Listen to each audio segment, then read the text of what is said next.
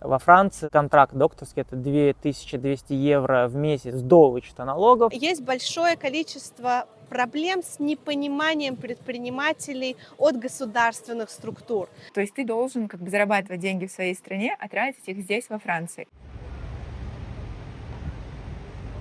Среди наших соотечественников часто ходит мнение о том, что где родился, там и пригодился. Но мы взяли интервью у разных людей, которые переехали во Францию и нашли способ, как зарабатывать здесь деньги и жить при этом легально, и вообще хорошо устроились. Поэтому смотрим сегодня выпуск про то, как работать во Франции. Мы взяли несколько разных абсолютно кейсов. Мне кажется, для многих это будет актуально.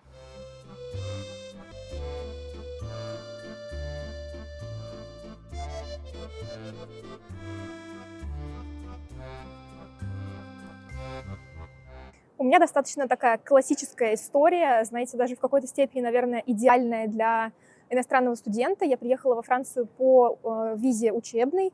Я училась на программе Erasmus Mundus, это стипендия, я изучала миграции. И, соответственно, когда закончила свою программу, я поняла, что хочу какое-то время поработать в Париже. Я начала искать работу примерно в феврале, и то есть с февраля 2024 по сентябрь я искала работу, не очень активно, но тем не менее искала.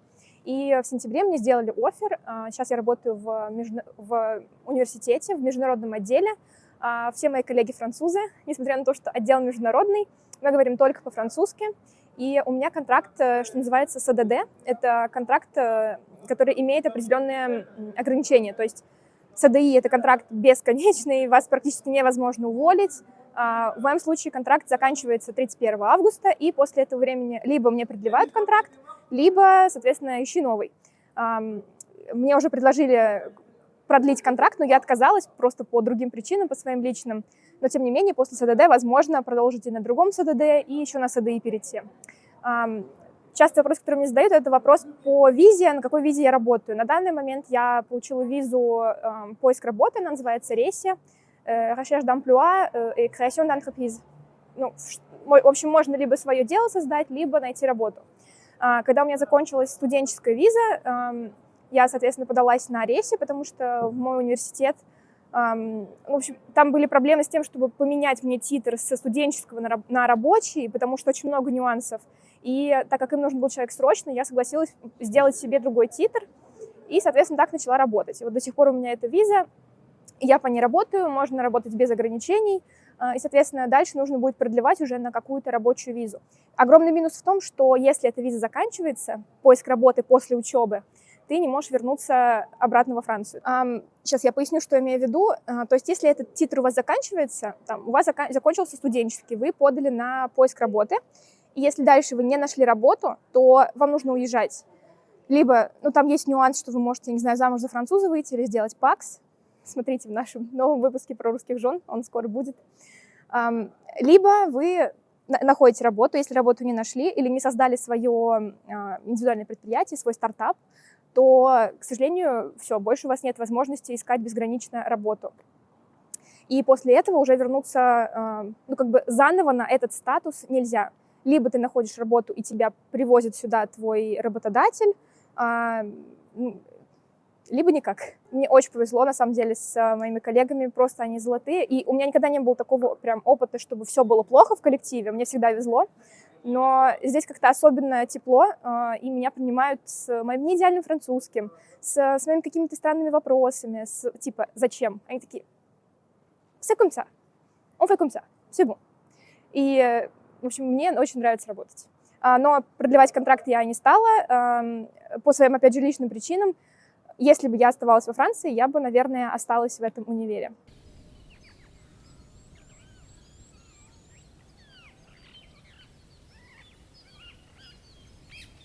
Привет, Абы. Привет.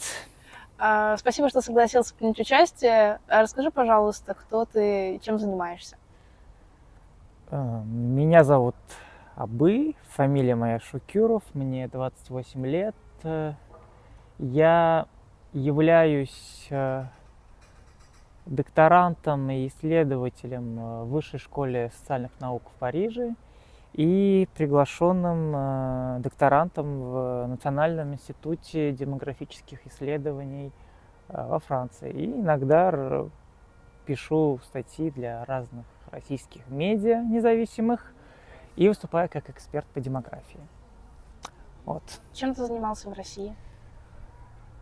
Ну, много чем. В России я, во-первых, я там учился, я закончил магистратуру Высшей школы экономики по социологии, профиль демография. Я работал в аналитической компании, которая занимается исследованием рынка электронной коммерции, с одной стороны, а с другой стороны я работал стажером-исследователем в Высшей школе экономики, участвовал в докладах и, конечно же, помогал разным некоммерческим организациям, социальными сетями или, например, с той же демографией. Мы делали, не знаю, с либеральной миссией мы делали проект, где брали интервью у российских демографов и публиковали их статьи. То есть не сильно это все изменилось, на самом деле. Примерно тем же самым занимаюсь я и здесь. Что касается работы, то все было не так просто. Все получилось не сразу. Хочу сказать, что когда я только переехал во Францию, денег-то особо не было, и я ушел с своей прошлой работы российской, на которой я работал, да, вначале офлайн, потом онлайн. Я из нее ушел, доходов не было, и в какой-то момент своей жизни я работал как журналист. То есть это, опять же, приходилось самому писать сообщения, предлагать свои услуги, и кого-то это заинтересовало, кого-то нет. И так выживал на первых этапах. Потом, когда, значит, я наткнулся, значит, на программу, которая называется «Помощь ученым в изгнании», и есть несколько университетов во Франции, которые занимаются данной программой. И вот Высшая школа социальных наук – это одно из таких учреждений. Я написал, что я такой-сякой, там, изучал демографию. Мне интересна такая-то тема, могу отправить вам проект, если моя кандидатура может быть рассмотрена. И по итогу мне ответили, что да, это возможно.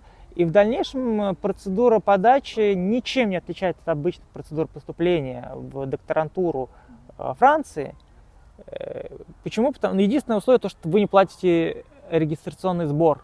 Там около 320 евро или что-то в этом районе. То есть ничего с вас не берут, потому что вы ученый в изгнании. А так, процедуры те же самые. Вы отправляете свой проект потенциальному научному руководителю, что, собственно говоря, я сделал. Проект понравился, и после этого мы уже начали обсуждать вопрос контракта, потому что не все докторанты имеют контракт во Франции. Даже в социальных науках большая часть из них без контракта. Объясни немножко эту систему. В целом вы поступаете на PhD здесь, во Франции, вам достаточно получить согласие лаборатории, которая готова вас принять. И они вас могут принять на двух условиях. Первое условие – это просто обычное поступление, то есть вы подались, поступили и все. Второй этап, самый сложный – выбить контракт на это. У вас есть несколько возможностей. У вас есть внутренние контракты, которые в университете, у вас есть контракты, которые там сторонние организации предлагают, например, Институт демографии может вам предложить контракт, там, какой-нибудь институт по здравоохранению, то есть перечень не маленький. Но по-разному, да, количество мест может быть ограничено. Например, в Высшей школе социальных наук, кажется, около 30 докторантов могут получить контракт ежегодно. В Институте демографии 3 контракта ежегодно выдается. Вот, так что да, такие возможности. Это второй этап, то есть вы подаетесь на конкурс, вам нужна поддержка вашего научного руководителя, письмо, вам нужно отправить свой проект, вам нужно отправить свое CV, мотивационное письмо, свои публикации. И потом комиссия рассматривает ваш проект, и если ему комиссии кажется, что он удовлетворяет каким-то там критериям, то вам дают контракт на 3 года. Или там по-разному, от года до 3, там, то есть зависит от того, какая организация тебе дала контракт. Но в целом вот так это устроено, да. А вот первый этап поступления в докторантуру, это вы отправили проект к своему научному руководителю потенциальному, и если он ему понравился, и вы получили его согласие, то потом это уже дело формальности, надо заполнить несколько документов, отправить тоже свой проект в университет, там вы посмотрите, но, как правило, это просто достаточно подтверждения со стороны того научного руководителя. Если он считает, что проект годный, реализуемый, то вы поступаете и пишете свой проект. Я правильно понимаю, что можно поступить в докторантуру, но при этом не заключать контракт? Или как? Контракт — это как раз работа, это оплачиваемый Да. проект, правильно? У меня контракт, но есть люди, которые не заключают контрактов. Разные могут быть причины. Конечно, большинство докторантов, которые подаются в докторантуру, они хотят иметь контракт. И во Франции даже есть университеты, которые не берут докторантуру без контракта, например, Sciences Po. Там вам нужен обязательно контракт, должен быть, обязательно должно быть финансирование, обязательно. Но какие могут быть причины? Первое, у тебя не получилось найти средств. То есть, там, не знаю, ты подалась на конкурсы, твою кандидатуру отклонили, не вышло. Вторая причина, вы можете быть достаточно обеспеченным и богатым человеком, и вам просто хочется, написать докторскую диссертацию, чтобы иметь степень доктора. Такое тоже возможно, PhD в смысле. И третий вариант – это когда есть совершенно молодые люди, которые довольно-таки самодостаточны, и им не нужно иметь вот этот заработок, докторский контракт, потому что у них и так есть своя работа. Я бы разбил это на 3 категории. Я думаю, что большая часть все-таки из них это те, кто хотел бы, но просто не получилось. Особенно если это социальные науки, потому что в какой-нибудь математике это гораздо легче получить. Какой у тебя был проект и как ты его защищал? Я каким-то образом его не защищал, защищать его буду когда-нибудь, но мой проект посвящен исследованию модернизации, трансформации азербайджанской семьи после, распада СССР. Я занимаюсь вопросом того, как вот эти изменения демографические провоцируют интерес государства. То есть меня интересуют вопросы регулирования внебрачных рождений, религиозных браков и селективных абортов в современном Азербайджане. Вот с этим проектом, собственно говоря, я и подал этот проект своему нынешнему научному руководителю Алану Блюму, которому проект понравился. Он сказал, что это жизнеспособный проект, у вас все хорошо проработано, источники, все есть. И давайте встретимся летом, обсудим детали. Мы встретились летом, он дополнительно меня направил, сказал, что вот такие моменты можно уточнить, здесь можно убрать. Такого рода. Мы где-то минут 30 общались. И, собственно говоря, после этого я тоже доработал, и такая хорошая версия потом подавалась на конкурс. Но я хочу сказать, что все-таки я тоже получил не сразу контракт. То есть вначале-то в ИНЭДе, например, моя кандидатура была отклонена, и пришлось чуть-чуть ждать, потому что потом подаваться на следующий конкурс. И там уже было добро, там уже проект одобрили, там тоже та же процедура, ты отправляешь, а там уже не знаешь, одобрить, не одобрить, но в итоге одобрили, вот с той же идеей. Благодаря помощи научника, потому что научник помог еще уточнить разные моменты, которые ему казалось нужно добавить. На самом деле, если вы являетесь ученым в изгнании, у вас есть небольшое преимущество перед другими студентами, которое заключается в том, что есть такая организация, которая называется POS во Франции, и она тоже готова выделять финансирование не только докторантам, а ряду ученых, постдоки, старшие научные сотрудники. Они готовы поддержать хорошие проекты своим финансированием, но этот контракт только для ученых в изгнании. И вот на этот POS я и подался, чтобы, собственно говоря, получить деньги наконец-то. Как это устроено? Вот здесь уже сложная история. Здесь нужно, чтобы, во-первых, у университета, в котором вы работаете или в котором вы собираетесь работать, были на вас деньги. Почему? Потому что 40% покрывается вашим университетом и 60% этим самым POS, Collège de France. И, соответственно, вам нужно найти как бы финансирование еще внутри университета. И там есть человек, который за это отвечает внутри университета. Он говорит, что вот там денег нет или деньги есть. В нашем случае деньги были. И потом я пишу свой проект, все равно, опять же, переписываю его и отправляю заново туда уже, во внутреннюю комиссию университета нашего. Наша внутренняя комиссия рассматривает проект, одобряет его. И если она его одобряет, то идет следующий этап, вы уже подаетесь в ПОС сам, который значит, снова рассматривает. ПОС — это национальная программа. Да, ПОС — это национальная программа французская для ученых в изгнании, которая существует с 10-х годов, если не ошибаюсь, она была создана после гражданской войны в Сирии. И да, она поддерживает ряд ученых не только из России, Украины, Белоруссии, там в основном это может Афганистан, Сирия, арабские страны, да, Турция, Иран, то есть ряд стран, где так или иначе есть диктатура, где есть проблемы с академическими свободами. Вот, ПОС поддерживает молодых ученых. Как правило, поддержка длится от 1 до 3 лет, в зависимости от того, какое финансирование вы запрашиваете, какие деньги есть у самого ПОС, это тоже играет роль. Ну вот как-то так, да, ПОС — это, собственно говоря, такая вот организация. И вот ты отправил им заявку. Да, я отправил, с моей стороны требовалось все то же самое, что требуется и на обычную докторантуру, тот же набор CV, мотивационное письмо, твой проект, письмо твоего научного руководителя. Но плюс ко всему еще требуются дополнительные документы. Это письмо от директора лаборатории, который готов тебя принять в ВШСС.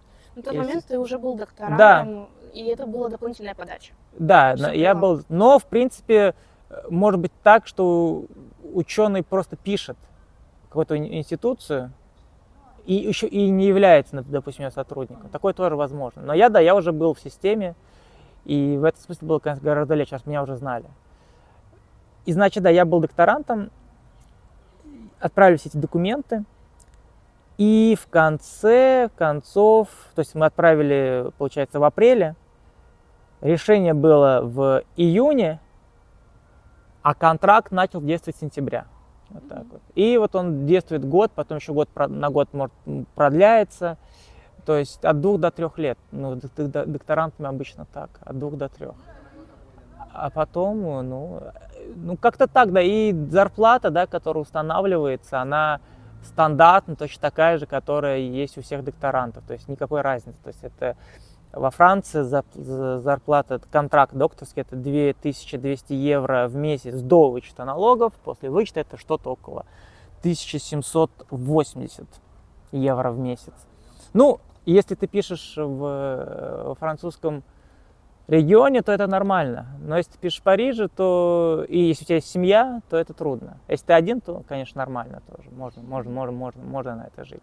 Подведем итог. Значит, ИНЭТ, где я приглашенный докторант, что это еще такое? Приглашенный докторант, ты исследователь на 6 месяцев, на год в институции, где тебя приглашают, чтобы ты познакомился со средой, общался с коллегами, нашел какие-то контакты для твоего проекта.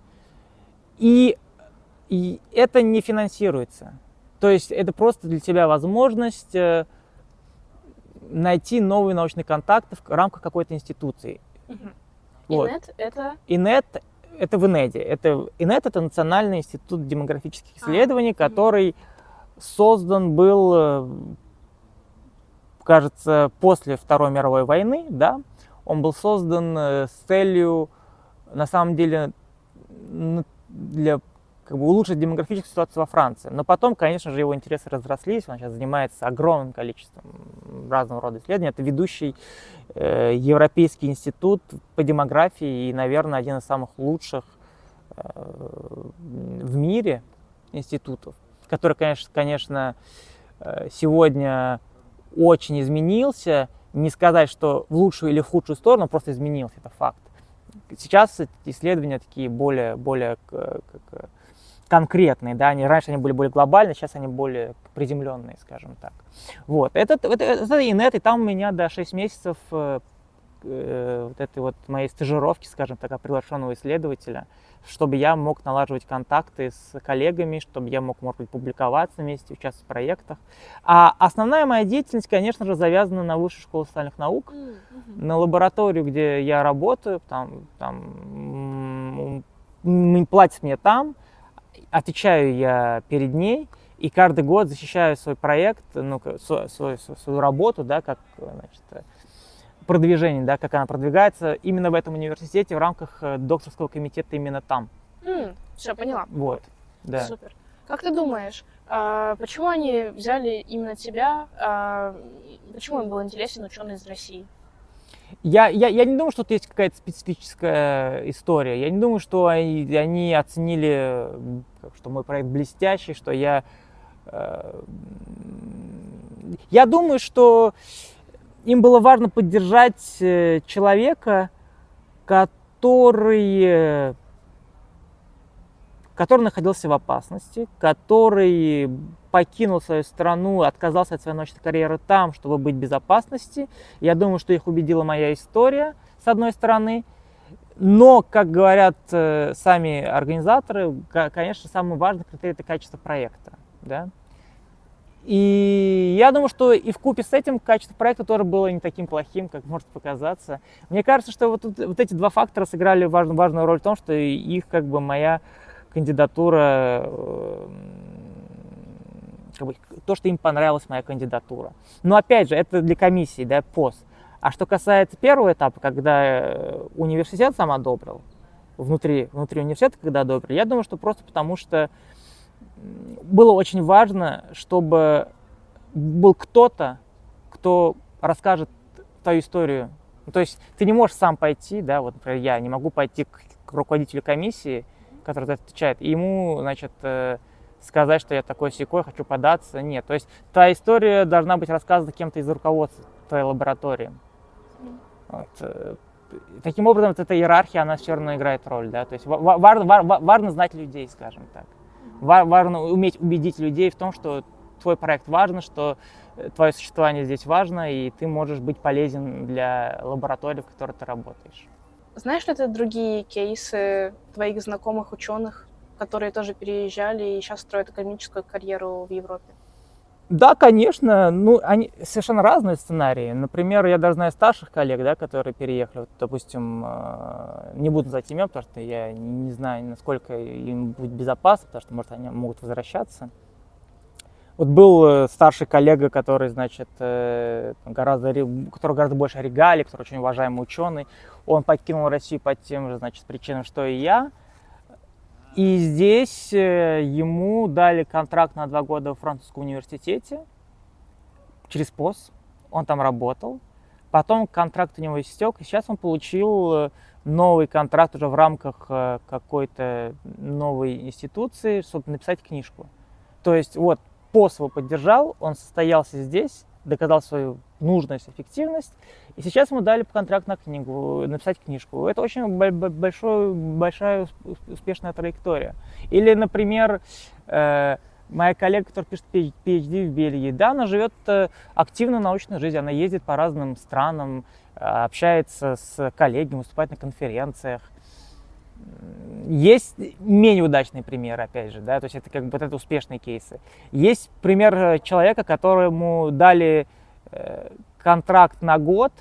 За этот год, что у него был контракт, которого поддерживал, он не смог ничего найти. И сейчас он сидит без работы, он подрабатывает где-то, чтобы на жизнь заработать. Но вот это такое тоже может случаться. То есть поэтому, конечно же, очень важно, когда тебя кто-то поддержит, что все эти контракты, они недолговечны. Важно вот за эти 3 года или за 2 года, или за год даже двигаться, активно участвовать в конференциях, активно взаимодействовать с коллегами, не стесняться иногда говорить глупости, потому что мы часто говорим глупости, не стесняться быть открытым, и в целом может повести, не повести, но мне кажется, это очень, очень важно. Ну вот, да, вот этот вот мой третий коллега, да, у него, к сожалению, не получилось.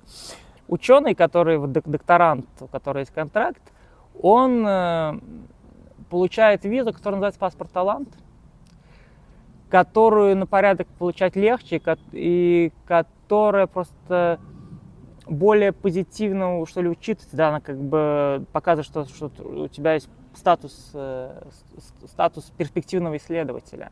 И впоследствии, если тебе удается, ты написал диссертацию свою докторскую за 3 года контракта и как-то закрепился, получил постдок, то да, процесс получения гражданства легче обстоит, но с точки зрения просто отношения, да, то есть к тебе относятся как к полезному человеку для страны, ну такая вот история. За что хватает зарплаты докторанта во Франции? Не так не разгуляешься, честно говоря. Например, у тебя зарплата 1740 чистыми, допустим, ты докторант. Если ты... Хорошо, когда ты один, если у тебя нет там, семьи, человека, с кем ты живешь, если вот он не работает. Так вот, 1740, допустим, ты живешь здесь. Да, мы снимаем в общежитии. Да, ты живешь здесь, в Сите Университер. И если ты живешь один, то ты платишь что-то в районе 700-800, что-то такое, евро в месяц. И если ты живешь не один, как я, ты платишь 1024 евро в месяц. Конечно, есть еще КАФ, да, КАФ — такая служба во Франции, которая может покрыть тебе часть жилья. Вот. И иногда, да, там 600 евро, там, у тебя было 800, платишь 600, потому что КАФ тебе еще 200 доплачивает. Или там, не знаю, 1024, а платишь 920 евро. Вот, допустим, вот большая часть уходит на жилье, потом 84 евро проезд, 30 евро медицинская страховка, еда, 300-400 евро, допустим. И всякий интернет, вот, допустим, в моем случае это еще оплата всяких абонементов кино, Netflix, все такое, там, не знаю, допустим, еще там, не знаю, 100 евро, вот всякие эти вещи. За коммуналку не платишь, тут все это включено в стоимость. Сколько там остается? Какая-то сумма остается, она уже на развлечение, либо ты ее откладываешь. А какой совет ты мог бы дать ученым-исследователям в миграции? Надо посмотреть куда-нибудь камеру. Где, куда смотреть? Сюда. Не знаю. Не, шучу, конечно. Я думаю, что если говорить про Францию, если вы ученый в изгнании, первое, учите французский язык, если вы его не знаете.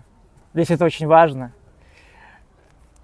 Второе, никогда не бойтесь подавать свой проект, даже если вы в нем не уверены, всегда вам помогут его улучшить. И третье, никогда не бойтесь общаться с большим количеством людей, ученых здесь, налаживать связи, знакомства, рассказывать о своем проекте. Почему? Потому что таким образом вы будете заметными, про вас уже будут знать, и кто-то, может быть, даже вас помнит и предложит сотрудничество в будущем. Это очень важно, мне кажется, вот сразу же стремиться интегрироваться в академию той страны, в которой ты находишься. И третье, и четвертое, не нужно, как ученый, замыкаться чересчур на проблемах той страны, откуда ты родом. Почему? Потому что в целом, когда вы живете в новой стране, это должно учить вас мыслить чуть глобальнее, что ли, смотреть на проблемы, которые есть в этой стране, в которой вы живете, не с точки зрения проблем вашей страны, а с точки зрения проблем этой страны. И академия это тоже касается. Вот. Так что, как-то так, да. То есть, то есть, если сформулировать коротко, то просто не бойтесь. Не бойтесь быть самим собой, но и не бойтесь быть тараном. Вот.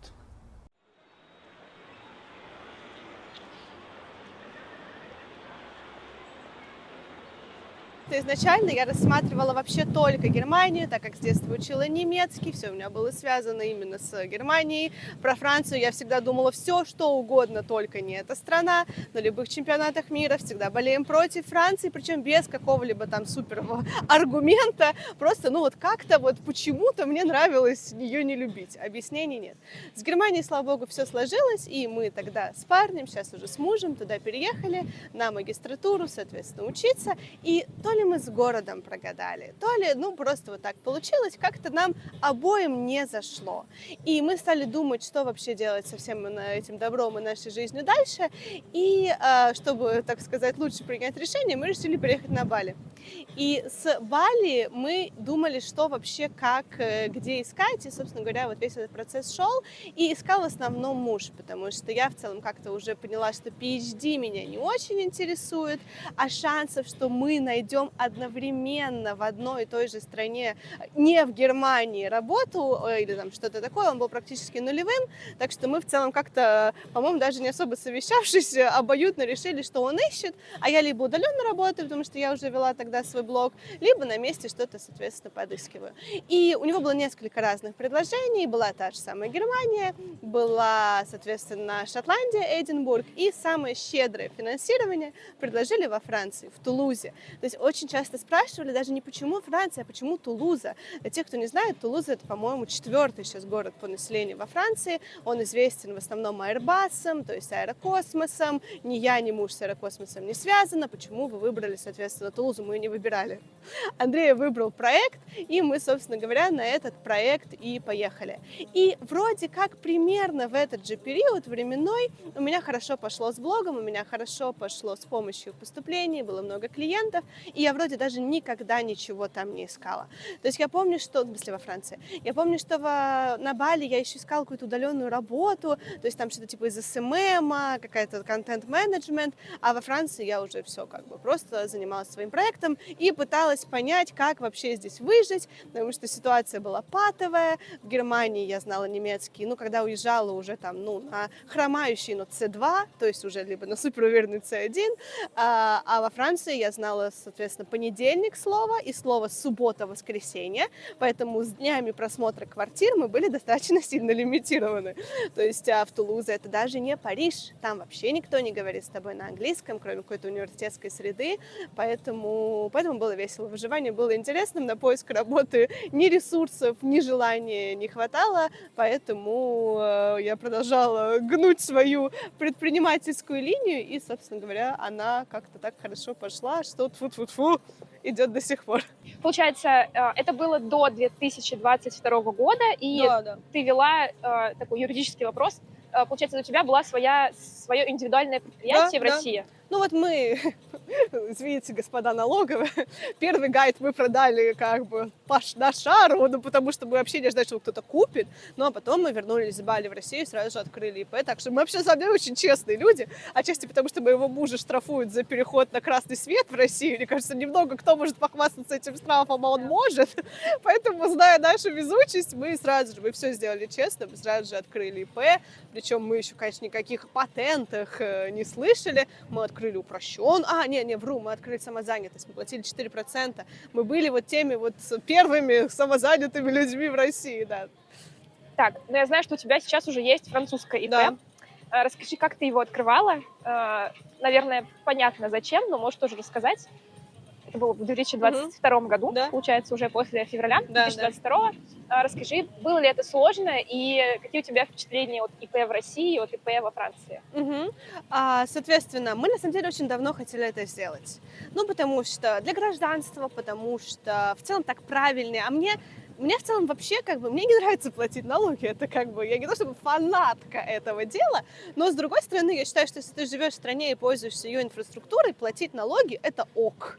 И если эта инфраструктура тебя устраивает, и меня вообще не сильно напрягает сам факт того, что ты должен быть налогоплательщиком. Да, там где-то налоги больше, где-то налоги меньше, но извините, в случае, например, с европейскими гражданами они могут выбирать. Ну ладно, это, соответственно, другой вопрос. То есть мы в целом хотели это сделать, но, как и всегда, все бывает, такое дело не самое простое, не всегда самое приятное, пока в попу петух не клюнет, соответственно, ты не побежишь. Ну вот, нас 24 февраля 22 года отчасти как бы в эту сторону петух клюнул, нам люди не смогли банально платить деньги, те, которые все, кроме людей из России, то есть это ребята из Украины, из Беларуси, из Казахстана, ну, в общем, весь мир, свободно пользующийся визами и MasterCard'ом. Мы не сами его открывали, здесь потрясающая история по этому поводу связана. Буквально недавно она вскрылась, опять-таки мы на панике, вообще непонятно, что делать. И, честно, как бы заботы о бюрократическом процессе открытия французского ИП были, далеко не самое главное, что нас тревожило в феврале и марте 22 года. Давай для контекста объясним, что это время, когда было непонятно, что россиянам запретят поступать, не пустят, откажут в визах, что будет Там происходить. вообще даже не было понятно, выгонят нас из страны или нет. Да. Там был какой-то бельгийский чувак, который такой, давайте всех депортируем. Я, может, давайте без давайте. И мы кому-то заплатили. То есть какой-то фирме французской. То есть, там, недорого, стоит, по-моему, евро 150 или 100, что они нас проконсультировали и сами что-то там сделали. И буквально, дело там недельной давности. Нам нужно было поменять код деятельности, чтобы чуть-чуть меньше налогов платить. И мы вообще, полезли смотреть, что, как, где происходит. И оказалось, что эти умники зарегистрировали на нас какой-то лицензируемый код деятельности. То есть они зарегистрировали наш и еще один, который, соответственно, вообще переводится как инкассаторство. То есть, по сути, на нас зарегистрировали какую-то инкассаторскую фирму. То есть мы занимались помощью поступлений за границей и инкассаторством. Учитывая, что в один из моментов единственный способ снятия денег был с карточки UnionPay, и мы каждый день ходили к банкомату и снимали положенный нам лимит в 2000 евро, они были не так далеки от правды. И мы действительно занимались немножко инкассаторством банкомата, но все по-честному.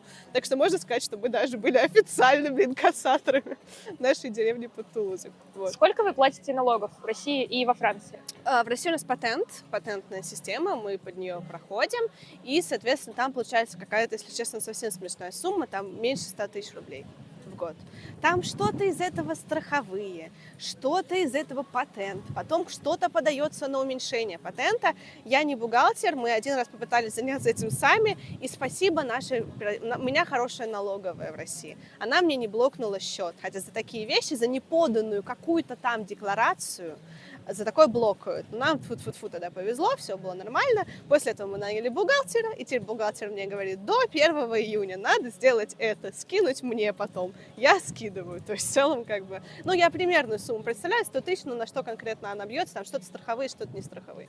А во Франции, соответственно, мы платим каждый квартал УРСАФу, это, соответственно, что-то из серии типа социальных платежей, и дальше там начинается очень сложная математика, там в зависимости от того, сколько ты заработал, там, если у тебя, соответственно, услуги, это именно, консультации, это 22%, а если онлайн-товары, там 12%, там еще что-то они сверху накидывают, но примерно такой процент от дохода, то есть сколько заработал, столько и заплатил. А, соответственно, налог общий нам считается очень сложно, потому что муж работает во Франции, потому что мы декларируем часть российского дохода, потому что мы тоже должны это делать, а мы законопослушные ребята. Плюс сейчас еще отменили договор о двойном налогообложении, так что мы вообще не знаем сколько. То есть там у нас получается достаточно большая сумма в этой итоговой ревеню, и мы сначала платят муж свои налоги, мы платим этот УРСАФ, и потом нам сверху еще в августе декларация счастья 1007 сверху просит. То есть в целом примерно так. То есть там мы до этого примерно столько же заплатили, а потом еще 7 тысяч платят. Господи, просят, я хотела сказать, простите. Это, вырежите это, пожалуйста, это позор. А потом, соответственно, еще что-то в социалку. Много платим, много. И сейчас еще больше будет. То есть, получается, вы во Франции платите гораздо больше, чем в России? Гораздо. То есть там несоизмеримые суммы. Там, получается, сколько у нас? 100 тысяч, это сейчас примерно 1000 евро, наверное, 1015 минимум мы платим во Франции, а то и больше. Опять-таки, цифры, они очень зависят, и там часть, это не налоговая, а пенсия, страховые, еще какая-то шиза, простите. Но это, даже не comparable.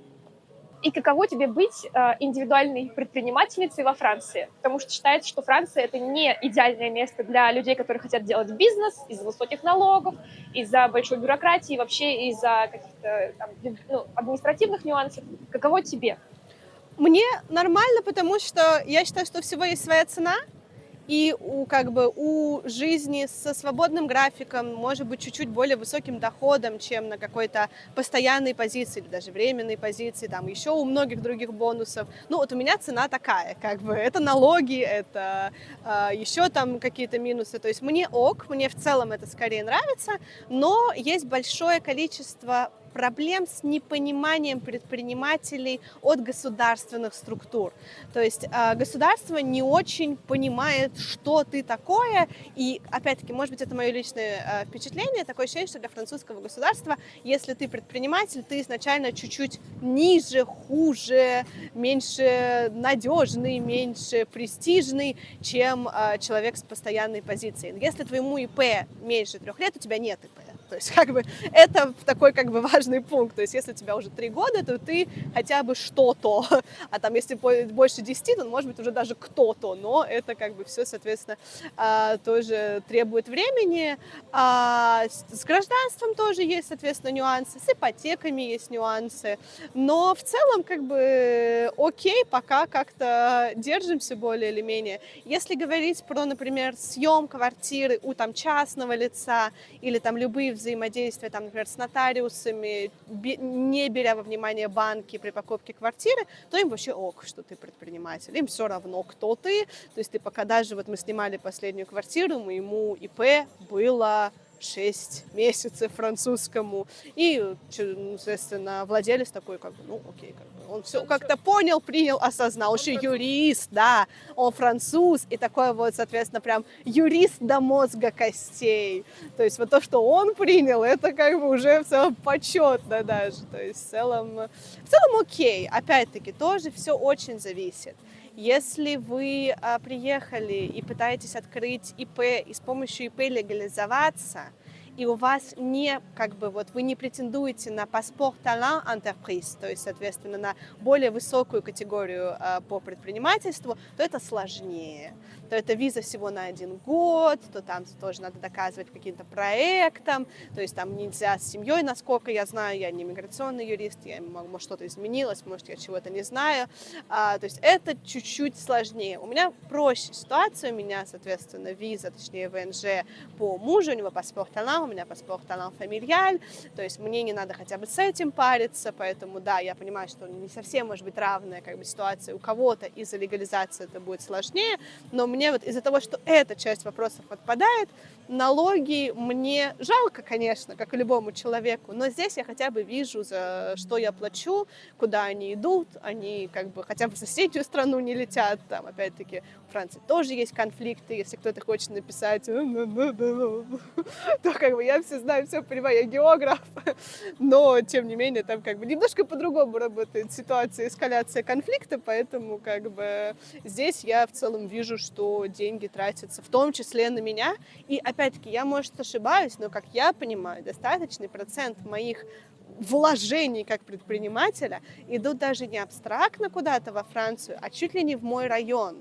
То есть, опять-таки, я могу ошибаться, я не юрист, но что-то я читала про то, что какой-то процент, соответственно, идет в то место, где зарегистрировано мое ИП, и это тоже приятно, что вон газончик посадили, еще что-то сделали, то есть это... Ты это чувствуешь, ты это видишь, я хорошо отношусь к французской медицине, мне она нравится, я считаю, что она бесплатная и доступная, если ты говоришь по-французски и не пытаешься найти только русскоговорящих врачей, образование тоже, соответственно, бесплатное, да, поэтому мне в целом платить налоги во Франции. В России мне их тоже платить, но если бы Россия меня просила столько же, сколько у меня просит Франция, то тут бы я задумалась.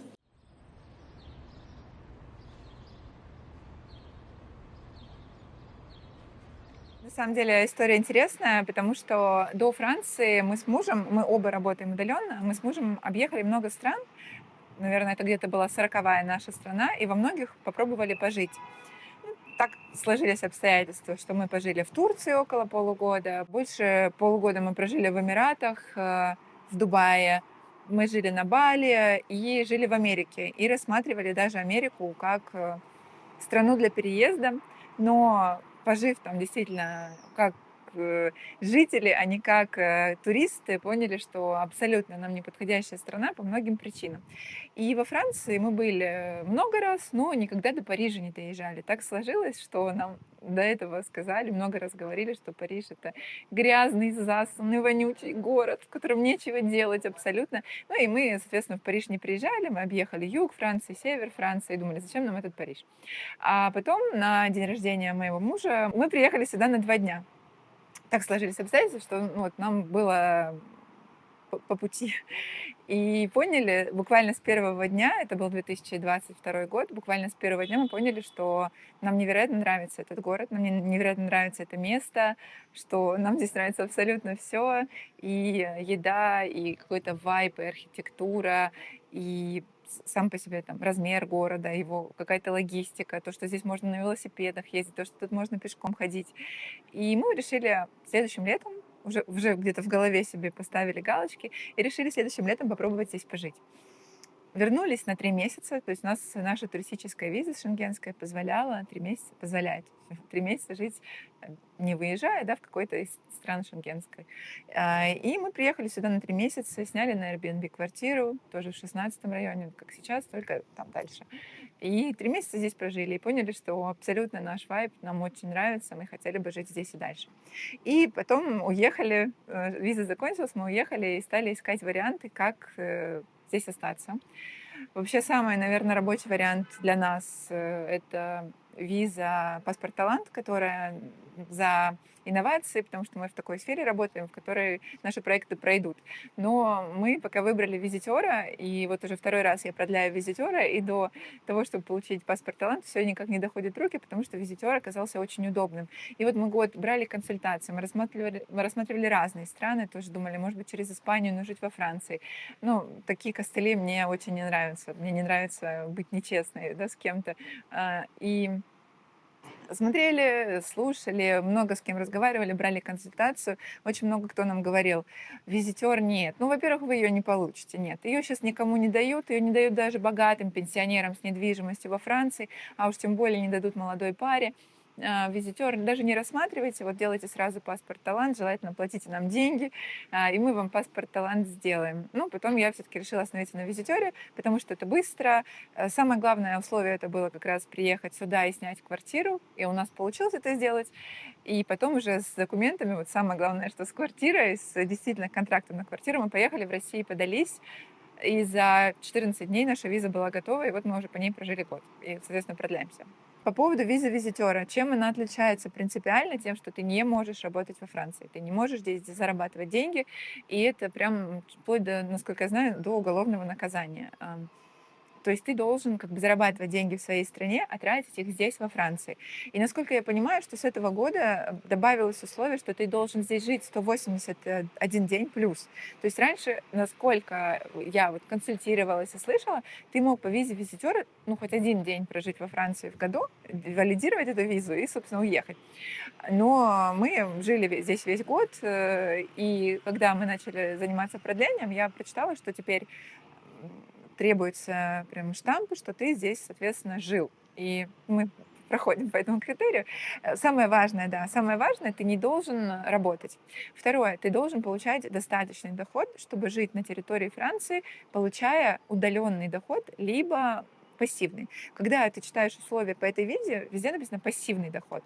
Но мы прекрасно прошли со своими удаленными проектами, то есть мы показываем, что вот мы зарабатываем деньги онлайн, мы не получаем их пассивно с аренды квартиры, но мы зарабатываем их онлайн. Вот мы показали наши выписки, мы показали примерный там остаток у тебя должен быть в размере годового минимального, СМИК, по-моему, называется, я точно не помню, ну, вот 1700 евро, 1800, ты умножаешь на 12 месяцев и должен показать, что у тебя на счетах это есть. Насколько я понимаю, что российские, по крайней мере, у нас российские счета очень даже подходят, и вот мы показали на российских счетах. Надеюсь, с продлением такая штука тоже прокатит, потому что продление мы сейчас тоже показали на российских счетах, но если заставят переводить на зарубежные, будем на зарубежные переводить. И таким образом Франция понимает, что ты снял здесь квартиру, будешь платить за аренду, в целом себя содержишь сам, у тебя есть деньги, и ты, наверное, покупаешь здесь продукты, пользуешься услугами, ну и не занимаешь рабочее место, и приглашают тебя жить.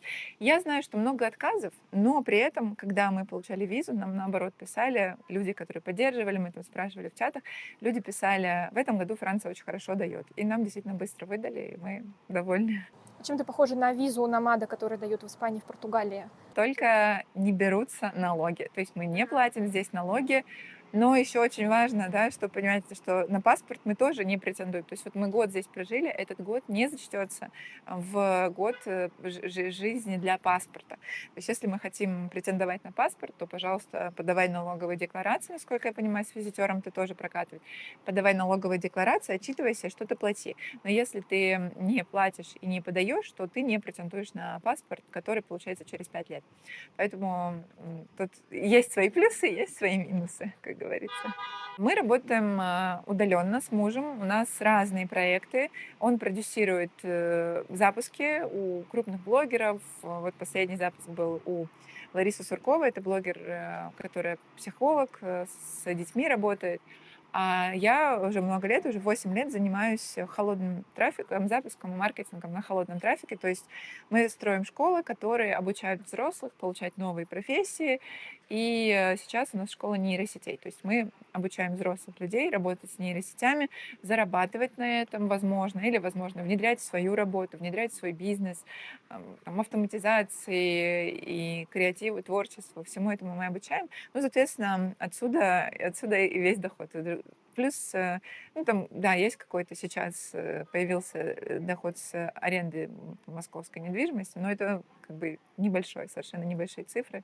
Да, ну, Париж дороговатый, но я не могу сказать, что по сравнению с другими городами он самый дорогой. Если сравнивать с Дубаем, если сравнивать с Америкой, то здесь вполне себе можно жить. В зависимости еще от района. Я знаю, что вот чуть дальше от центра Парижа вполне себе московские цены на жилье, при этом достаточно комфортно, при этом намного лучше климат, на мой взгляд. Климат действительно мягче, чем в Москве, теплее и зимой, и летом. Поэтому, да. Ну, а что касается работы, вот да, у нас весь доход от продюсирования. Потом, может быть, что-то будет еще, потому что здесь рождается много идей. Ну, пока так. Ты работал во Франции, сейчас ты не работаешь. Что изменилось в твоей жизни? Да, я действительно работал во Франции 7 месяцев.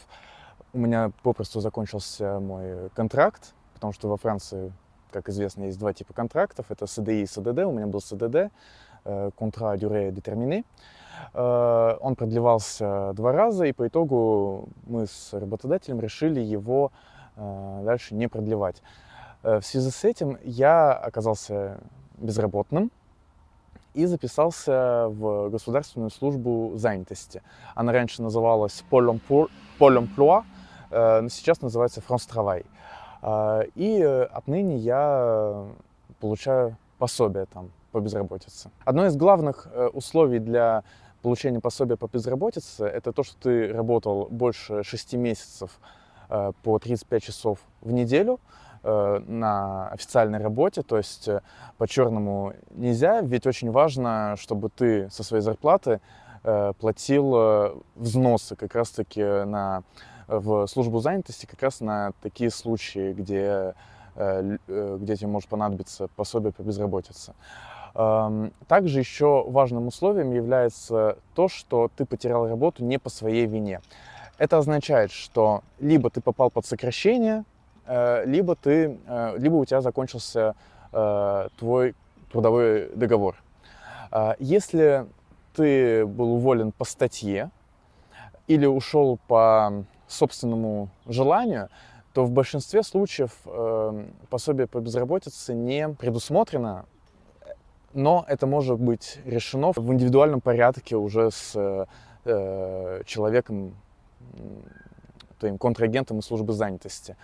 Как я слышал, это распространяется на ситуации, когда, условно говоря, работодателем были нарушены какие-то твои права, из-за чего формально ты не пришел на работу, условно говоря, и это был повод для того, чтобы тебя уволить. Но это гораздо сложнее доказать, потому что это нужно будет проходить через профсоюзы, через суды. В общем, это скорее частные случаи. Запоминаем, что основное — это истечение контракта, либо попадание под сокращение. Чтобы записаться на службу занятости, вам нужно сначала зайти на их сайт, ввести какие-то первичные данные, имя, фамилия, адрес, номер телефона, имейл. Затем вас приглашают на очную встречу с представителем службы занятости, где у вас попросят, лучше это заранее все подготовить, собственно, ваши зарплатные листы за последние, получается, 6 месяцев или больше, где у вас попросят, и что самое главное, у вас попросят выходной лист с места, где вы работали. Без этого никакие пособия вам не выдадут. Почему я на этом акцентирую внимание? Потому что в моем случае мне работодатель забыл выдать этот лист, когда я уходил, собственно, в мой последний рабочий день. А я просто об этом не знал. Ну, не могу же я все знать про то, как устроено увольнение во Франции. Соответственно, я пришел и, как дурак, понимаю, что у меня нету этого документа, и мне, соответственно, нужно снова писать HR в том месте, где я работал. А они там были очень медлительные. И я вот на этой медлительности прям несколько дней потерял. Что тут важно понимать? Вот за эти потерянные несколько дней вам не будут платить пособие. Пособие начинает выплачиваться не с момента, когда вы по документам стали безработным, а с момента, когда вам одобрили это пособие. То есть задним числом это не работает.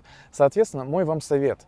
Вот если вы понимаете, что окажетесь в такой ситуации, примерно за месяц до увольнения соберите в кучу все документы, назначьте недельки за 2 рандеву, собственно, с представителем службы занятости. И вот именно в день в последний ваш рабочий день прямо требуйте вот этот выходной лист. Он определенного формата будет, мы вставим в видео, как он должен выглядеть. То есть это не просто бумажка, где написано, что вы такой-то, такой-то, работали за такую зарплату на такой-то должности. Это вот прямо определенная форма должна быть. И, соответственно, почему я сказал, что важно записаться заранее? Потому что от этого тоже зависят сроки получения уже непосредственно денег вами. И, соответственно, идете, и потом уже, на самом деле, когда вы отнесете все документы, и если все в порядке, то пособие выдается в довольно оперативные сроки, ну, относительно, то есть 10 дней, условно говоря, и вам уже зачисляются деньги.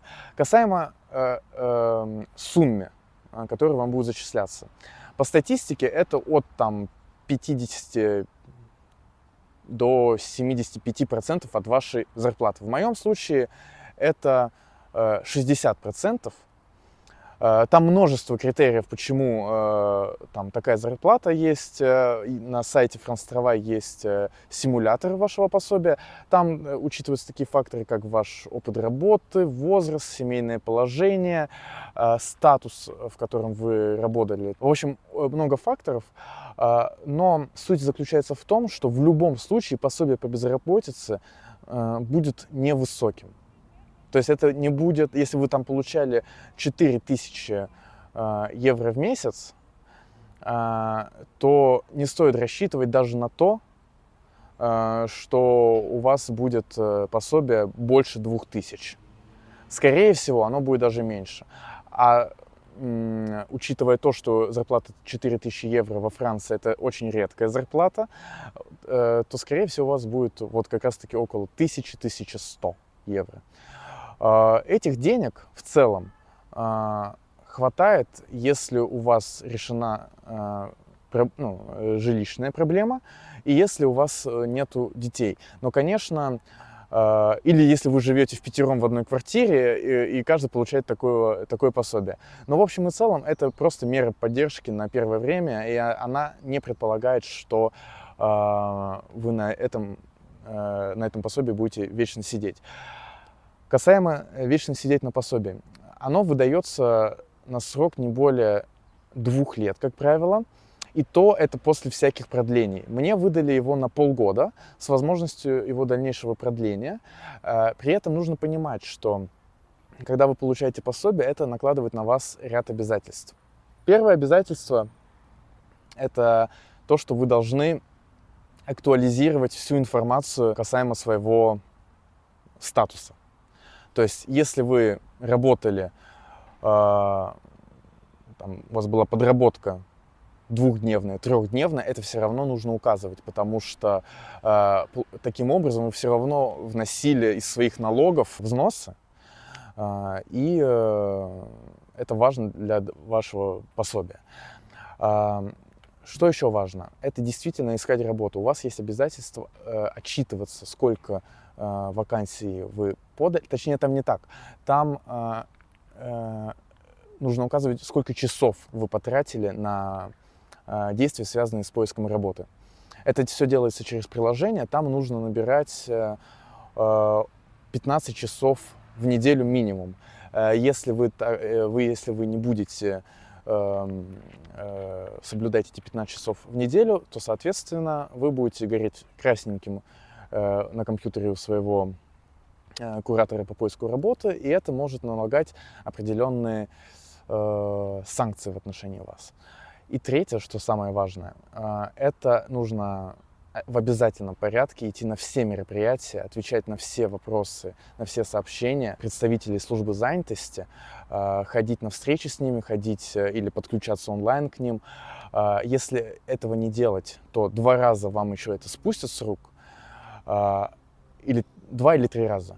Но потом уже будут реальные штрафы, вам будут уменьшать это пособие. Ну, будет просто сложнее, во-первых, коммуницировать с представителями службы занятости, потому что они поймут, что вы не очень порядочный человек. И сложнее, соответственно, будет найти работу. Что еще важно? Не пытайтесь ни в коем случае обмануть службу занятости, потому что если вы, допустим, нашли какую-то работу и решили просто каждый месяц дополнительно еще 1000 евро получать, то вам потом влепят штраф в 30 тысяч евро. И, ну, там 10, 15, 20, 30. И сами подумайте, они это обнаружат рано или поздно, они это обнаружат. И подумайте, нужно ли вам ради там дополнительных 2000, которые вы можете урвать, затем платить штраф в 20 тысяч евро. Я думаю, не нужно. Ну и важнейший вопрос, поскольку у нас канал ориентирован на русскоязычную аудиторию, на мигрантов, кто может претендовать на данное пособие? Только французы или иммигранты тоже? Иммигранты тоже могут претендовать на это пособие. Что важно? Важно иметь либо ВНЖ с правом на работу, либо визу с правом на работу. Я думаю, я не буду сейчас перечислять на память все эти типы визы ВНЖ, потому что их очень много. Но в целом, если вы студент или если у вас виза там, визитера или туриста, то, естественно, вы не можете претендовать на данное пособие. Несмотря на то, что студенческая виза позволяет работать 25 часов в неделю, возвращаемся к началу моего разговора, важно 35 часов в неделю работать на протяжении последних полугода. Вот. И, друзья, если у вас есть вопросы касаемо статуса безработного или любого другого рабочего статуса, напишите нам в Инстаграм. Мы не профессионалы в этой сфере, то есть мы не какие-то юристы, но мы поузнаваем у знакомых и вот по-дружески вам постараемся помочь.